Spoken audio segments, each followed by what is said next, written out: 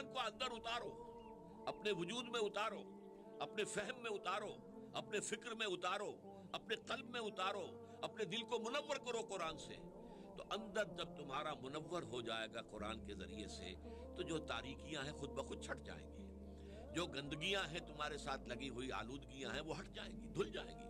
جیسے آپ دیکھتے ہیں کہ پت جھڑ کے موسم میں درختوں کے پتے خود بخود جھڑ جاتے ہیں، اس کے لیے آپ کو کوئی محنت نہیں کرنی ہوتی. اسی طریقے سے جب اندر ایمان چلا جائے گا تو ایمان کے نتیجے میں اندر جو نور پیدا ہوگا، یہ نور ایمان جو ہے جو قلب میں ہوتا ہے، اس نور ایمان کا پھر پورے وجود کے اندر سرایت کر جانا ہوتا ہے. تمہارے جو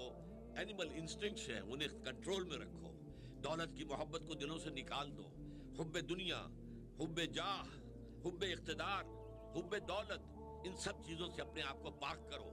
جو بھی رذائل اخلاق اگر کوئی ہے ان سے اپنے دامن